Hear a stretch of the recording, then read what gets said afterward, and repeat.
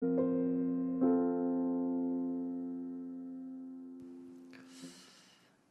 오늘 하나님의 말씀은 요한복음 17장 14절에서 17절까지의 말씀입니다. 요한복음 17장 14절에서 17절까지의 말씀.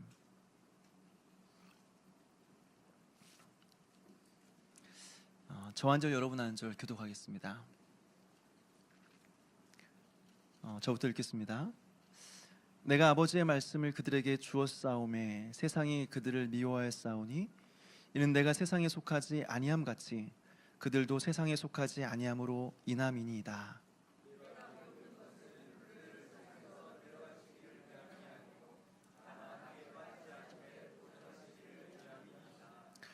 내가 세상에 속하지 아니함 같이 그들도 세상에 속하지 아니하였사옵나이다. 그들을 진리로 거룩하게 하옵소서. 아버지의 말씀은 진리니이다. 아멘. 한번 기도하시겠습니다. 하나님 아버지, 지난 5일 동안의 삶을 지켜주시고 이 시간 예배의 자리로 우리를 불러주심을 감사드립니다. 하나님, 이 시간 이 세상에 흩어졌던 우리의 마음과 시선을 모아 우리 주님만을 바라보기 원합니다. 하나님께서 말씀하여 주시고 말씀을 통하여서 우리의 삶을 선하게 인도하시며 우리가 무엇을 바라보며 거기에 우리의 마음을 쏟아야 되는지를 알게 되는 시간 될 수 있도록 도와주시옵소서. 감사를 드렸고 예수님의 이름으로 기도하옵나이다. 아멘. 오디오 듣고 말씀을 전하겠습니다.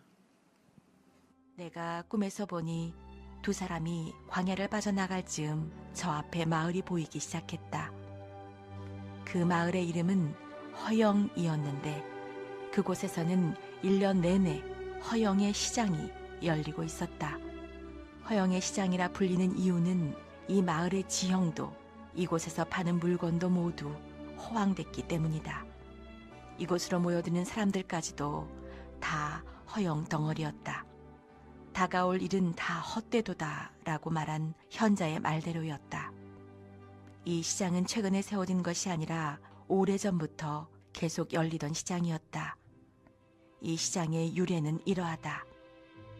약 5,000년 전 정직한 이 순례자처럼 하늘의 성을 향해 떠나는 순례자들이 있었다. 그런데 바알세불, 아볼루온, 군대와 그들의 무리는 순례자들이 반드시 허영의 마을을 거쳐야만 순례길을 계속할 수 있다는 사실을 알고서 이곳에 1년 내내 오직 허영과 관련된 물건만 파는 시장을 세웠다. 이 시장에서는 주택, 토지, 직업, 신분, 명예, 높은 자리, 직급, 나라, 왕국, 욕정의 매매가 이루어졌다. 또한 창녀, 아내, 남편, 아이, 주민, 종, 생명, 피, 몸, 영혼, 은, 금, 진주, 귀금속 등 모든 종류의 쾌락을 팔고 있었기에 없는 것이 없었다. 뿐만 아니라 속임수, 협잡, 놀이, 대결, 광대, 얼간이, 악한, 건달 등 나쁜 것들은 모두 모여 있었다. 이 시장에서는 도적질, 살인, 간통, 위증은 물론 피를 부르는 일이라면 모두 벌어졌다. 잠깐씩 열리는 다른 시장들과 비슷하게 이 시장에서도 쭉 늘어선 거리마다 적당한 이름을 붙이고 이런저런 물건들을 팔았다. 예를 들어 어느 장소에서 열리는 무슨 시장의 무슨 거리인지 알기만 하면 무슨 물건을 파는지 금방 알 수 있었다. 영국의 거리, 프랑스의 거리, 이탈리아의 거리, 스페인의 거리, 독일의 거리 등에서는 여러 종류의 다양한 허영품들이 팔려나가고 있었다. 특정 시장에서 특정 상품이 날개 돋친 듯 잘 팔리는 것처럼 이 시장에서는 로마 제품이 가장 불티나게 팔려나갔는데 영국과 몇몇 나라만 이를 싫어했다. 앞서 말한 대로 하늘의 성으로 가기 위해서는 허영의 시장이 열리는 이 마을을 반드시 통과해야만 했다. 천국에 가려는 자가 이 마을을 지나가지 않는 방법이란 이 세상 밖으로 나가는 것뿐이었다. 왕 중의 왕이신 그리스도께서 자신의 나라에 가실 때도 시장이 열리고 있었다. 그리스도께 이 헛된 것들을 보여주며 사라고 한 자도 아마 이 시장의 주인 바알세불이었던 것 같다. 그는 그리스도가 이 마을을 지나실 때 자기에게 경배하면 이 시장의 주인을 시켜주겠다고 했을 것이다. 그렇다. 그리스도는 영광스런 분위기에 바알세불이 그분을 이끌고 순식간에 천하 만국을 보이며 혹시나 존귀하신 그리스도께서 시장 물건을 사지 않을까 하고 꼬드겼지만 물건에 전혀 마음을 두지 않았던 예수님께서는 이 시장에서 단 한 푼도 쓰시지 않고 마을을 빠져나가셨다. 이렇듯 이곳은 오래된 역사를 지닌 아주 큰 시장이었다. 순례를 하려면 반드시 이 시장을 거쳐야 하기에 두 순례자도 이곳에 들어서게 되었다. 두 사람이 시장 안으로 발을 딛자마자 시장에 있던 사람들은 모두 웅성거렸다. 네, 오늘 우리가 철로역정 중에서 굉장히 인상 깊은 장면 중에 하나인 이 허영의 시장에 대해서 함께 살펴보려고 합니다. 지난 우리 여름 수련회 때 그 철로역정을 순례하면서 그 프로그램 이제 그 순례를 하면서 허영의 시장을 지나왔던 것을 좀 기억하십니까? 네, 확실히 귀로 듣는 것보다 한번 보는 게 낫죠. 보는 게 훨씬 더 기억에 남죠. 오늘 이 허영의 시장을 살펴볼 텐데 철로역정을 보게 되면 이 허영의 시장에 들어가기 직전에 크리스찬과 성실이 만났던 한 사람이 있다는 것을 보여주고 있습니다. 누구냐면 바로 전도자입니다. 전도자는 두 사람에게 이렇게 말하죠. 당신들은 곧 도성을 만나게 되고 그곳으로 들어가야 됩니다. 그 도성에서 당신들은 적으로 간주될 것이고 도성 사람들은 당신들을 죽이려고 할 것입니다. 당신들 모두 혹은 한 사람은 반드시 피로써 믿음을 증거해야 됩니다. 죽음에 이르기까지 충성하십시오. 왕께서 생명의 면류관을 주실 것입니다. 여러분 어디서 많이 들어본 내용 같지 않습니까? 요한계시록 2장에 서머나 교회에 주신 예수님 말씀과 동일하죠. 우리 성경 한번 좀 찾아서 읽어보겠습니다. 요한계시록 2장 10절 말씀입니다. 요한계시록 2장 10절 말씀입니다.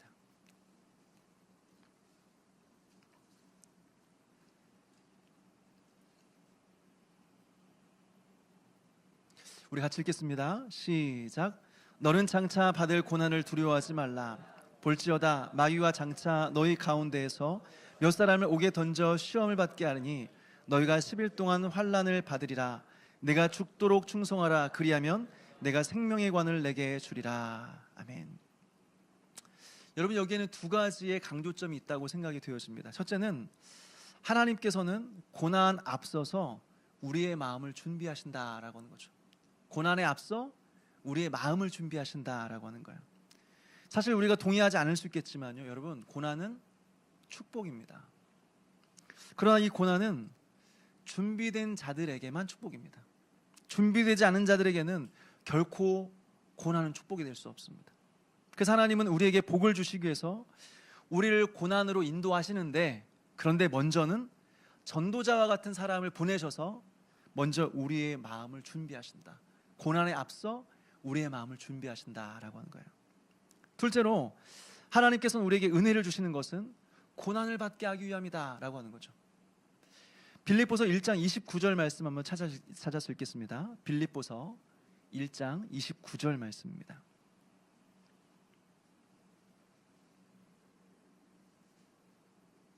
우리 화면 보면서 같이 읽겠습니다. 시작.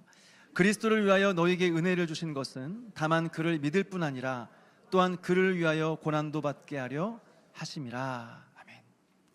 그리스도를 위하여 너에게 은혜를 주신 것은 다만 그를 믿을 뿐 아니라 또한 그를 위하여 고난도 받게 하려 하심이라.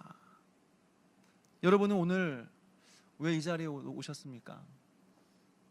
저에게 잘 보이려고 오셨습니까? 아니면 원래 성실히 몸에 배어서 원래 나왔으니까 계속 나오고 계십니까? 사실 우리 모두는 은혜 받기 위해서 이 자리에 모인 거죠. 그런데 왜 은혜를 우리가 받으려고 하는가요? 은혜 받으면 기분이 좋아지니까? 은혜를 안 받는 것보다는 받는 게 나으니까?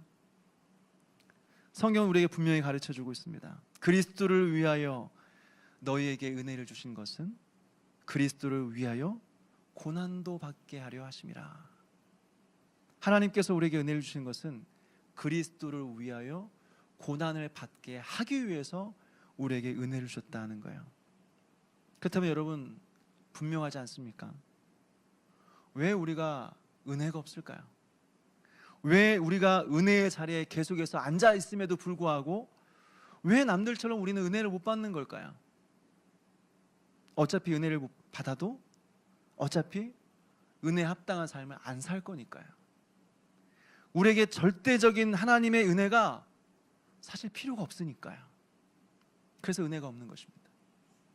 여러분 솔직히 한번 생각해 보십시오. 오늘 저녁에 만약 하나님께서 우리에게 은혜를 주신다고 한다면 그 은혜로 무엇을 하실 겁니까? 하나님이 주신 은혜를 가지고 여러분 어떻게 하실 겁니까? 그 은혜로 무엇을 결단하고 어떤 변화된 삶을 살려고 하십니까? 우리 중에 많은 사람들은 은혜를 받아도 내일 하루 동안 살아갈 동안, 주말 동안 늘 하던 대로 살 겁니다. 오늘 밤에 하나님께서 은혜를 주셔도 매 주말마다 행했던 그 습관을 따라 우리 중 대부분은 그렇게 살아갈 겁니다. 그래서 하나님의 은혜가 없는 겁니다. 우리에겐 절대적인 하나님의 은혜가 사실 필요가 없습니다. 하나님의 은혜를 안 주시면 단 한순간도 살아갈 수 없다고 하는 간절한 마음이 없습니다. 그러니까 은혜가 없습니다. 하나님은 은혜를 은혜로 아는 자들, 그리스도를 위하여 순종함으로 고난을 받고자 하는 자들에게 하나님은 은혜를 주시는 겁니다. 그러니까 은혜에는 목적이 있다는 것, 이 사실을 기억해야 된다는 거예요. 그리고 하나님은 고난을 받게 하기 위해서 우리에게 은혜를 주신다라고 하는 것입니다. 결국 은혜가 우리를 이끌어가는 자리는 고난의 자리다라고 하는 것입니다. 그래서 하나님은 은혜를 주시는 것입니다. 그렇다면 성도들이 이 땅에서 만나는 고난은 무엇일까요? 다시 말해서 성도들이 이 땅에서 대적하며 살아가야 될 대상들은 무엇이 있을까요? 세 가지인데요. 첫 번째는 마귀이고, 둘째는 육신이고, 세 번째는 세상입니다. 첫 번째 마귀에 대해서는 앞서 우리가 이미 살펴보았습니다. 앞서 크리스찬은 아볼론과의 싸움이 있었었고 거기서 승리했습니다. 무엇으로 승리했습니까? 성령의 검인 말씀으로, 그리고 하나님을 전적으로 의뢰하고 신뢰함으로써 승리했죠. 또 두 번째로 육신에 대해서도 우리는 앞서 이미 살펴보았습니다. 이 육신은 무엇이냐? 앞서 성실히 만났던 첫사람 아담이죠. 이것이 바로 육신이죠. 자꾸 옛날의 모습으로 돌아가려고 하는 거예요. 이미 은혜를 받았고 새로운 사람이 되었는데, 새로운 삶이 시작되었는데 자꾸 옛날 모습으로 돌아가려고 하는 거예요. 이것이 바로 우리의 육신이죠. 내 안에 죽어야 될 자, 내 안에 죽어야 될 옛 모습, 옛 본성, 이것이 바로 우리의 육신이죠. 어떻게 이 자아를 죽일 수 있을까요? 늘 자기를 부인하고 자기를 십자가에 못 박음으로써 우린 육신을 이겨낼 수 있다라고 하는 겁니다. 그리고 마지막 세 번째로 세상이에요. 이것이 오늘 여러분들과 함께 살펴보게 될 허영의 시장에 관한 것입니다. 이 허영의 시장에서 승리할 수 있는 비결이 무엇이냐, 이것을 좀 오늘 여러분들과 살펴보려고 합니다. 먼저 이 허영의 시장은요, 그 이름에서 알 수 있는 것처럼 그 특징이 무엇이냐, 이 허영의 시장의 특징은 헛됨, 허무, 없음, 이런 것입니다. 우리 전도서 말씀 한번 찾아볼까요? 전도서 1장 2절 말씀입니다. 전도서 1장 2절.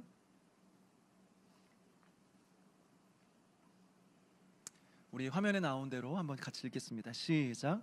전도자가 이르되 헛되고 헛되며 헛되고 헛되니 모든 것이 헛되도다. 여기서 나오는 헛되다라고 하는 이 말이요, 허영의 시장에 허영이라는 이 말입니다. 꼭 같은 것입니다. 이 말은 히브리어로 원문으로 헤벨이라고 써 있어요. 헤벨이 무엇이냐? 입김, 숨, 이런 의미가 있습니다. 입으로 후 하고 불었는데 보이지 않아요. 불었는데 잡을 수가 없어요. 분명히 있는 것 같아서 손으로 잡았는데 펴보니까 아무것도 없어요. 여러분, 이것이 바로 헤벨이에요. 있는 것처럼 보이지만 실상은 없는 것이 헤벨이에요. 이것이 바로 허영이에요. 오늘 솔로몬은 왕으로서 자신이 하고 싶은 것을 다 해보고 가지고 싶은 것을 다 가져본 이후에 인생이란 무엇이냐, 삶이란 무엇이냐를 전도서에 기록하고 있는데 뭐라고 말하냐? 그 결론은 인생은 헛되다. 인생은 안개와 같다. 인생은 바람과 같다. 인생은 후 하는 그런 숨과 같다라고 말하는 것입니다. 결국에는 아무것도 없는 것이 인생이라는 거예요. 여러분, 이것이 이해가 되십니까? 아마 아직 젊은 청소년이나 청년들은 이 의미가 가슴 깊이 다가오지 않을 수 있습니다. 이 삶이 아직도 이렇게 즐겁고 재미있는데 무슨 인생이 허무해? 뭐가 헛되다는 거야?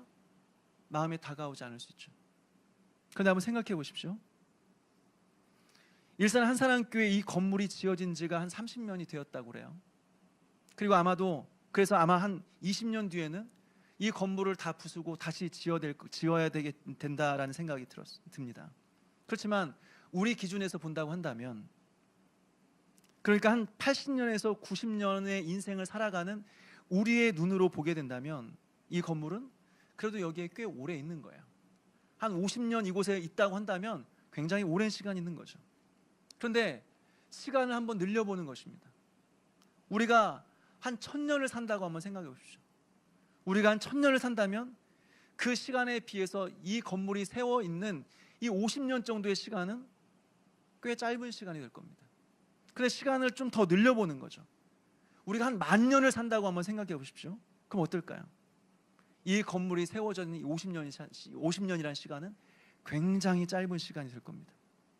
그런데 시간을 더 늘려서 우리가 한 10만 년을 산다고 한번 생각해 보십시오. 어떨까요?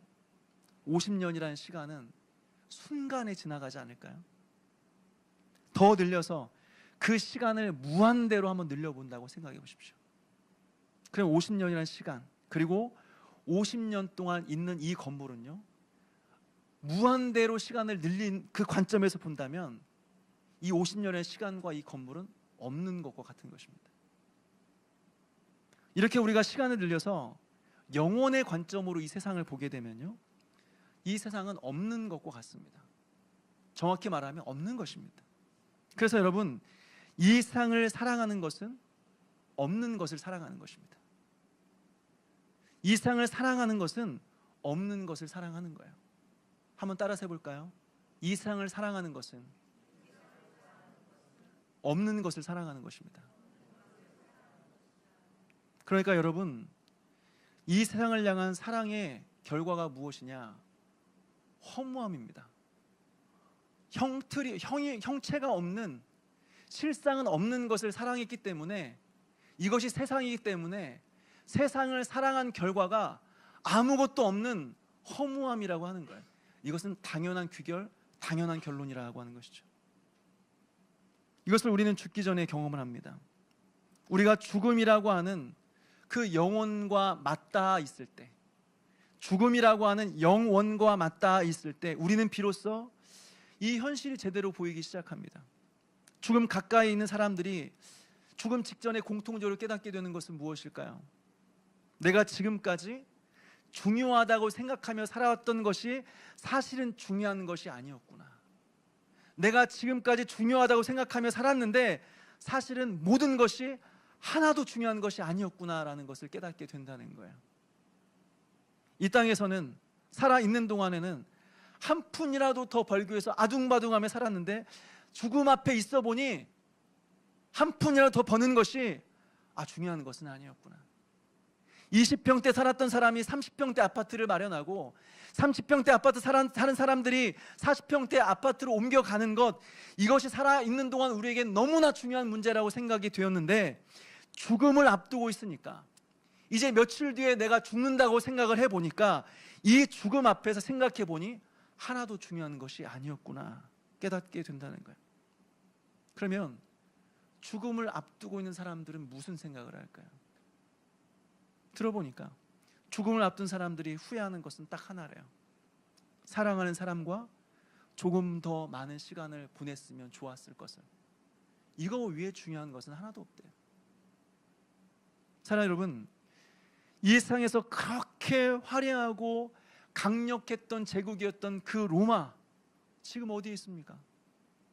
영생을 꿈꾸었던, 권력을 가지고 영원한 삶을 꿈꾸었던 진시황 어디 있습니까? 모두가 시간 속에서 다 사라지고 없어졌어요. 여러분, 이것이 세상이라는 것입니다. 잠깐 보이다가 없어지는 안개와 같은 것이죠. 그래서 오늘 철로역정은 세상을 가리켜서 허영의 시장, 헛된 것이다, 허무한 것이다, 없는 것이다 라고 말하고 있는 거예요. 그렇다면 여러분, 이 세상, 이 허영의 시장이 우리를 어떤 식으로 유혹하고 공격할까요? 첫째는 세상의 염려입니다. 세상의 염려요. 잠시 있다 사라진 이 세상이지만 이 상의 것을 소유하지 않는다면 너는 절대로 행복할 수 없어. 이것을 갖지 않으면 너는 행복할 수 없어. 그러면서 염려라고 하는 것을 우리 마음 가운데 집어넣습니다. 자녀 교육 어떻습니까? 아이들 이 학원 보내지 않으면, 이 과정 배우지 않으면, 남들이 하는 만큼 교육시키지 않으면 내 아이가 사회에서 낙오자가 될 것 같은 그 염려와 근심이 우리의 마음을 사로잡아 버리죠. 노후 준비 어때요? 내가 은퇴하기 전까지 한 5억 모으지 않으면, 한 10억을 모아놓지 않으면 내 인생은 절대로 안전하지 않을 것 같은 그 두려움이 우리의 마음을 사로잡아 버리죠. 둘째로 부자가 되려는 유혹입니다. 부자가 되려고 하는 유혹이에요. 다시 말해서 탐심의 마음입니다. 탐심은 무엇이냐? 현재의 만족이 안 되는 것입니다. 지금 가지고 있는 것에 만족할 수 없는 것입니다. 지금도 가지고 있지만, 지금도 충분히 가지고 있지만 지금보다 더 많이 가져야 된다, 지금보다 훨씬 더 많이 가져야겠다 생각하는 것이 탐심이에요. 따라 탐심은 가난한 사람들에게만 있는 것이 아닙니다. 오히려 있는 사람들 안에 더 많은 탐심이 있습니다. 일반적인 사람이 볼 때는 저 정도 가지면 충분할 것 같은데, 저 정도 가지면 된 것 같은데, 매월 월세를 따박따박 받으면서도 돈을 더 벌어야겠다, 지금으로서는 만족하지 않는다, 더 있어야 된다 생각하는 것입니다. 이런 사람들에게는 적당이라는 것이 없어요. 만족이 없어요. 절제가 없어요. 그리고 그러느라고 자꾸 하나님으로부터 멀어져요. 여러분, 이것이 탐심이에요. 그리고 이것이 바로 세상의 유혹이에요. 세상이 우리를 유혹하는 방식이에요. 세 번째로 정욕입니다. 이것은 육체의 욕망을 따라 살아가는 거예요. 쉽게 말해서 내 눈에 보기 좋은 대로 선택하며 살아가는 거죠. 하나님의 기쁨이 아니라 내 기쁨을 위해서, 하나님 보기 좋은 것이 아니라 내 보기 좋은 대로 선택하며 살아가는 것이 정욕이죠. 근데 이것의 문제는 무엇일까요? 내가 좋은 대로 살아가면 안 됩니까? 내가 원하는 대로 살아가면 안 됩니까? 문제가 무엇이냐면 정욕이 우리 안에 있는 하나님의 말씀과 은혜를 질식시켜 버리는 거예요. 그래서 정욕이 가득한 사람 그 마음 안에 뭐가 있느냐? 하나님의 마음과 은혜가 완전히 메말라 버려서 우리의 마음이 사막과 같이 황폐해져 버린다라고 하는 거죠. 그 결과가 어떠냐면 영혼의 실증이 찾아. 영혼의 실증. 다 귀찮은 거예요. 다 싫은 거예요. 하나님과 관련된 모든 것들, 교회와 관련된 모든 것들, 거룩한 것들과 관련된 모든 것들이 다 싫어지고 귀찮아지고 실증이 나기 시작하는 거예요. 얘기도 꺼내기 싫어요. 그리고 게을러지는 거예요. 여러분, 이렇게 세상은, 허영의 시장은 우리를 항상 공격하고 우리를 유혹합니다. 세상의 염려로, 부자가 되고자 하는 유혹으로, 그리고 정욕으로 우리를 유혹해요. 우리의 마음이 세상의 염려로 가득 찰 때까지, 우리가 부자가 되는 그 탐심에 우리의 마음이 다 사로잡힐 때까지, 우리 안에 정욕으로 가득 채워질 때까지 우리를 계속해서 유혹하고 공격해요. 그리고 우리가 이 세상에 넘어가게 되면 어떨까요? 잘 왔다, 드디어 나에게 왔구나, 환영한다, 환영해 줄까요? 그렇지 않아요. 우리가 세상에 넘어지는 순간, 그때부터는 우리를 비웃기 시작합니다. 이게 세상이에요. 그리고 이것이 세상의 유혹이에요. 그렇다면 여러분, 이 허영의 시장에서 파는 물건들은 무엇이 있을까요? 세상의 모든 것들이 다 이곳에 있는데, 그리고 그것을 팔고 있는데요. 크게 세 개의 종류로 좀 구분해서 생각해 볼 수 있습니다. 첫 번째는 합법적인 것들입니다. 첫 번째는 합법적인 것들을 팝니다. 집과 땅과 상업과 승진과 결혼과 아내와 남편과 자녀들, 이것들이 바로 여기에 속하는 것들이죠. 여러분, 이것들은 이 세상에 속한 것이긴 하지만 그렇다고 이 자체가 우리에게 죄가 되는 것은 아닙니다. 심지어 결혼과 가족에 대해서는 하나님께서 중요하게 생각하는 것들입니다. 근데 문제는 무엇입니까? 이렇게 합법적인 것들이 우리의 욕심이 되고 우리의 목표가 되는 순간 어떻게 돼요? 이것이 우리에게 우상이 되는 것입니다. 여러분, 자녀들이 우리의 우상이 됩니다.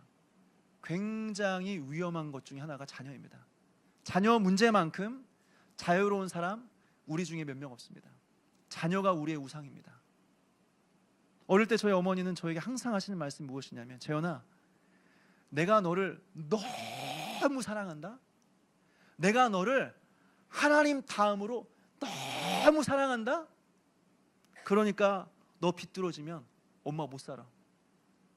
너 비뚤어지면 엄마 죽어. 못 살아. 어릴 때인데도 그게 느껴졌어요. 어머니가 하나님 다음으로 나를 사랑한다는데 하나님보다 더 사랑하는 것 같은데 두렵더라. 그 어머니의 사랑이 너무 부담스럽더라고요. 여러분, 결혼이 우리의 우상이 됩니다. 결혼이 우리의 모든 문제를 다 해결해 줄 것처럼, 결혼만 하면, 내가 결혼에 꼬림만 하면 지금의 모든 고민이 다 해결될 것처럼, 그것이 나를 구원해 줄 것처럼 생각하면서 거기에 목을 매요. 물론 결혼은 너무나 중요한 것입니다. 결혼은 특별한 독신의 은사가 아니고서는 해야 되는 것입니다. 그러나 그 결혼이 너무 그것이 우리의 인생의 목표가 되어버리면 그것이 우리의 우상이 되는 것입니다. 또 직장이 우리의 우상이 돼요. 더 좋은 직장, 더 높은 자리 올라가기만 하면 내가 지금보다 더 행복해질 수 있겠다. 내가 지금 불행한 삶을 살아가는 것은 내가 지금 이 직장에서 진급하지 못했기 때문이다. 연봉이 너무 적어서 그렇다. 돈이라도 더 벌면, 연봉이라도 더 주면 내가 지금의 고난쯤은 좀 견디면서 이겨낼 텐데 돈도 적고 지위가 적어서 내가 이렇게 고생한다 생각하는 거죠. 그러다가 승진하고 높은 연봉을 받으면 어떻게 해요? 주일에 교회 못 나오고 신앙생활을 제대로 못해도 절제를 못해요. 거기에 충성해요. 왜요? 그 사람에게는 그것이 하나님이에요. 그 사람에게는 그것이 우상이에요. 구원이에요. 못 끊어요. 절제를 못해요. 크게 두 번째로 허영의 시장에서 파는 것은요, 합법적인 것들과 불법적인 것들 사이에 있는 것들입니다. 경계에 있는 것들이에요. 바로 마술과 도박과 오락 같은 것이. 이것의 특징은 무엇이냐?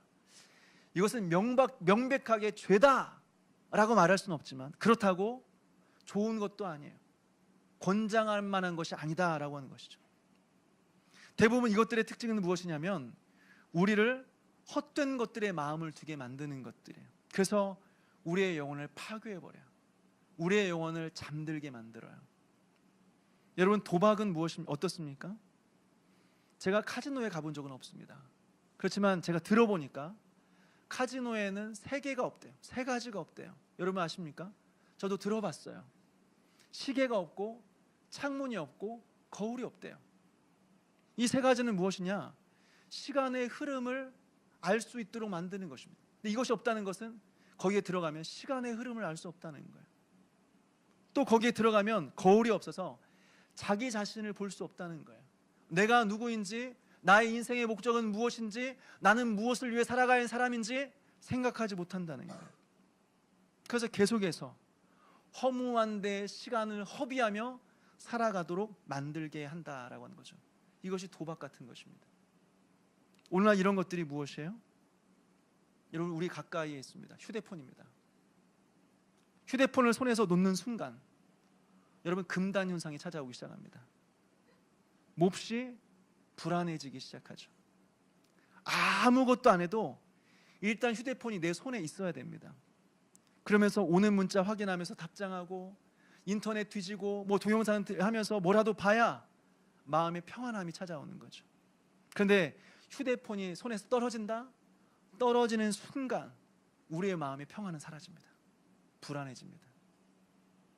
통계를 보니까 2024년도 기준으로, 작년 기준으로 휴대폰 사용을 조절할 수 없는, 휴대폰에 중독되어서 휴대폰 사용을 조절할 수 없는 10대 청소년이 몇 %냐 조사한 통계를 제가 본 적이 있습니다.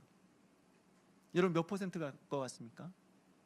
10대 청소년, 휴대폰에 중독된 10대 청소년 몇 %일까? 통계를 보니까 42.6%입니다. 42.6%. 청소년 2명 중에 1명이 중독되어 있습니다. 휴대폰을 그래서 손에 놓을 수 없고 조절이 불가능한 거예요. 그래서 하루 종일 거기에 시간을 쏟으면서 시간을 허비하며 살아간다라고 하는 것이죠. 이것이 무엇이에요? 이것이 바로 세상의 유혹이에요. 우리의 영혼을 망가뜨리기 하기 위한 허영의 시장의 상품들이다라고 하는 거죠. 세 번째로 허영의 시장에서 파는 것들은 명백히 불법적인 것들, 명백하게 완전하게 불법적인 것들, 바로 도둑질, 살인, 간음, 마약, 사기 같은 것들. 그래서 우리로 하여금 죄에 빠뜨려서 하나님을 바라보지 못하도록 만드는 거죠. 이것이 바로 허영의 시장의 상품들이다라고 하는 거예요. 여러분, 이 허영의 시장의 핵심은 무엇일까요? 다시 말해서 결국 허영의 시장이 우리에게 주는 메시지는 무엇일까요? 첫째는 허영의 시장에서 상품을 산다라고 하는 것은 우리가 가진 것을 지불한다는 의미가 있습니다. 우리가 가진 시간과 돈과 건강을 지불하면서 이 세상이라고 하는 허영의 시장에서 우리는 무가치한 것들을 사고 있습니다. 다시 말해서 있는 것 같지만 실상은 없는 것들을 우리의 정말 가치 있는 그런 비용을 지불하면서 우리가 살아가고 있다라고 하는 것이죠. 이것을 우리에게 이 허영의 시장은 가르쳐주고 있다라고 하는 것입니다. 둘째로 허영의 시장에 관심을 가지면 가질수록 우리는 그만큼 영원한 것들에 관심을 갖지 못한다라고 하는 것입니다. 마땅히 생각해야 될 것들을 생각하지 못하고 마땅히 바라봐야 될 것을 바라보지 못하며 살아가게 되는 거죠. 그래서 우리가 저 하늘에 속한 자가 아니라 이 땅에 속한 자처럼 살아가도록 만든다라고 하는 것입니다. 그래서 우리에게 필요한 것은 무엇이냐? 우리에게 필요한 것은 여러분 밭에 감추인 보화를 발견하는 것입니다. 보화를 발견하기 전까지는 우리의 눈에 보이는 것은 허영의 시장이 전부예요. 아무리 여기 더 좋은 것이 있다, 영원한 것이 있다, 더 가치 있는 것이 있다 말해도 못 알아들어요. 밭에 감추인 보화를 발견하기 전까지는 아무리 좋다 말해도 못 알아들어요. 이해를 못해요. 그러면서 죽을 때까지 허영의 시장에서 쇼핑만 해요. 여기가 더 싸대, 여기 세일한데, 여기 1+1이래. 그러면서 막 사람들끼리 몰려다녀요. 그 헛된 것, 눈에 보이지만 실상은 없는 것들을 사기 위해서 자신의 시간과 자신의 돈과 자신의 기회들을 버리면서 허무한 것들을 사며 살아가는 것이죠. 여러분, 그게 무슨 소용이 있어요? 그게 인생에 무슨 유익이 있어요? 무슨 의미가 있어요? 가치 없는 것들을 많이 사고 그것을 집에 쌓아놓으면 그게 무슨 우리에게 기쁨이 있어요? 사랑하는 여러분, 이 세상을 향한 우리의 눈을 들어 위의 것을 찾으십시오. 잠시 있다 사라질 이 세상에서 눈을 들어 여러분 영원한 것을 바라보십시오. 우리가 바라볼 것은 영원한 천국, 저 천성, 하나님이 계신 곳밖에 없습니다. 오늘 이 말씀을 통해서 이 말씀을 우리의 마음에 새기고 그것을 바라보면서 위의 것을 찾으면서 계속해서 이 믿음의 길을 걸어가는 저와 여러분 되시기를 주님의 이름으로 축원합니다. 우리 모두 일어나셔서 함께 찬양하고